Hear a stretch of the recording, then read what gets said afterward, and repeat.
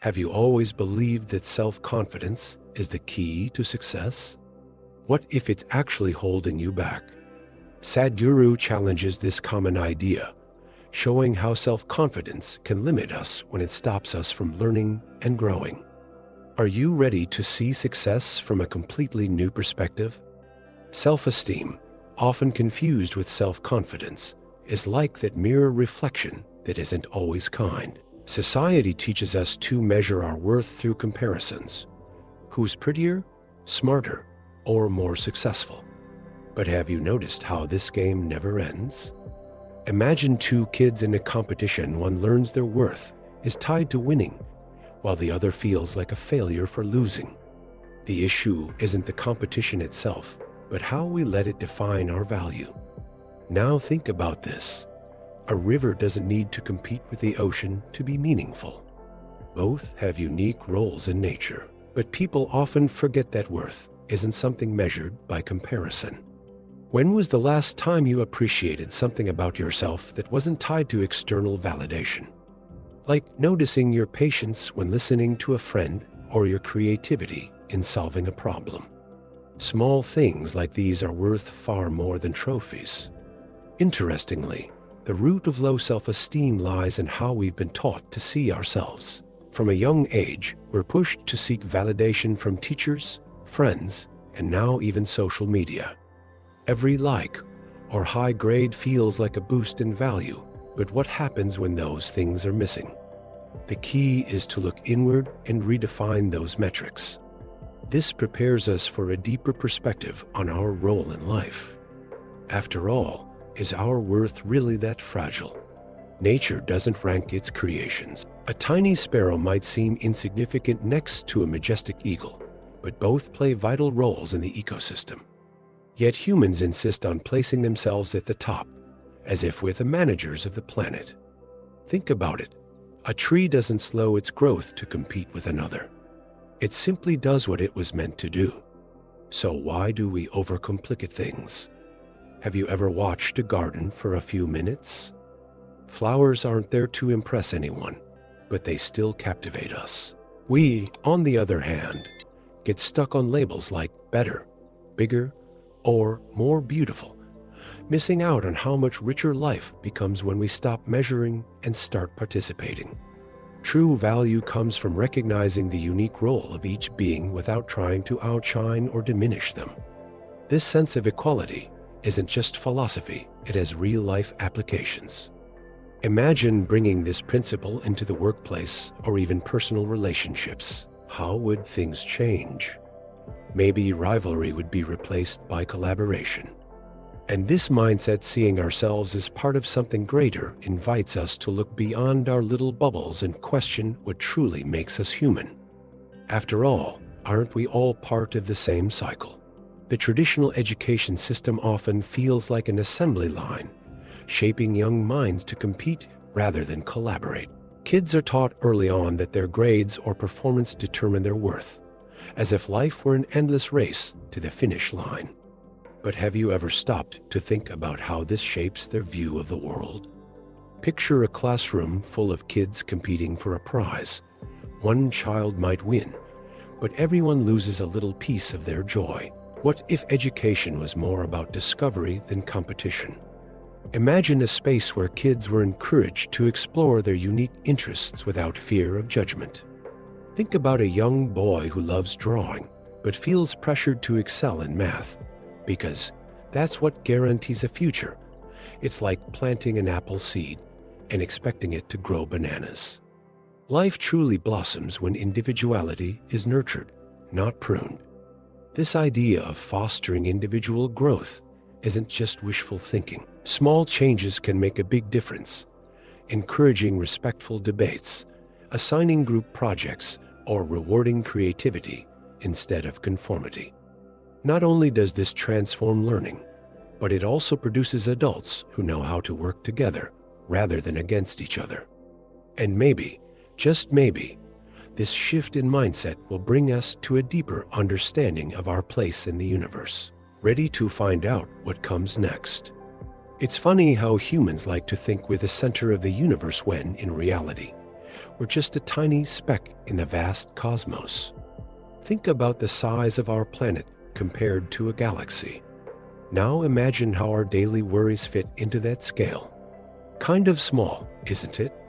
Yet we spend so much energy proving our worth in a world that, in the grand scheme of things, barely notices we exist. Picture yourself on a clear night, far from the city lights, staring up at a star-filled sky. Suddenly, you realize you don't have as much control as you thought. No job promotion or shiny new car can alter the course of those stars. At first, that thought might seem overwhelming, but it can also be freeing.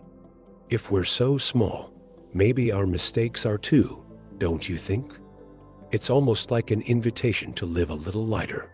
This realization of our insignificance isn't meant to discourage, but to inspire us. It reminds us that true greatness isn't about dominating the world, but understanding our role within it. How can we contribute to the whole, rather than just chasing individual recognition? That's the big question, and it leads us to explore personal growth on a much deeper level. Let's dive into it. Raising a child isn't about molding them. It's about watching them grow with curiosity. Many parents fall into the trap of imposing their expectations, convinced they know what's best. But what if we let kids show us who they truly are? Think of a garden. You can't force a flower to bloom faster, but you can water it, care for it, and let it blossom in its own time. In the same way, parenting is about creating space for natural growth. One of the biggest challenges in parenting is separating the desire to help from the urge to control. Many parents believe that by directing every step their child takes, they're ensuring their success. But have you noticed that kids learn best when they discover things for themselves? Simple experiences, like exploring a hobby or solving small problems on their own, teach lessons no book ever could. It's about giving them the tools and letting them decide how to use them. This approach isn't about neglecting. It's about leading with wisdom. Instead of saying, "Do this because I said so," try asking, "What do you think would work here?" This not only builds their confidence, but also fosters a sense of responsibility. By doing this, we grow alongside them, realizing that the true purpose of education is to nurture free souls, not soldiers for competition. The next step? Understanding how this freedom shapes our relationship with what we call competence. True competence isn't measured by awards or external recognition, but by internal mastery. How often do we see highly successful people in their careers who are emotionally unstable? Mastering your thoughts and emotions is like learning to drive on a winding road. No matter how far you go, if you can't control the wheel, a crash is inevitable. Real competence begins with the ability to respond, not react, to situations. Imagine facing harsh criticism at work. The instinctive reaction might be to feel attacked or jump to defend yourself, but internal mastery allows you to pause, reflect, and see it as a growth opportunity. This doesn't mean passively accepting everything, but approaching challenges with clarity and balance. Simple habits like meditating for 10 minutes in the morning or journaling your thoughts can help you cultivate this skill every day. When internal mastery is achieved, every external success becomes more meaningful. You're no longer chasing goals to please others, but building a life that truly resonates with who you are. This leads us to a bigger question. How can you apply this knowledge in your daily life to transform not only yourself, but also those around you? Self-confidence, as commonly understood, is often seen as the path to success. But what happens when it becomes a barrier? When we cling to the belief that we already know everything, we stop learning. Overconfidence can prevent us from acknowledging our smallness in the universe or questioning systems like education and social structures. After all, how can we grow if we think we've already arrived? True strength lies in balancing confidence with curiosity. Think about a talented musician who refuses to practice because they believe they're already good enough. They might perform well for a while, but eventually their skills stagnate. The same applies to life.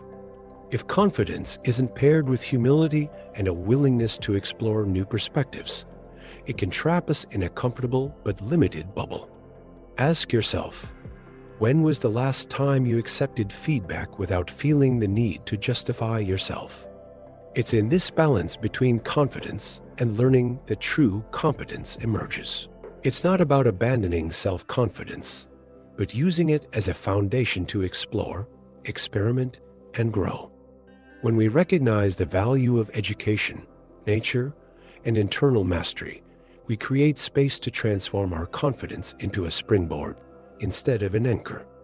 This transformation propels us beyond the obvious, toward success that's not just external, but profoundly meaningful. Now that you see how self-confidence can be both a friend and a foe, the question is, what will you do with this insight?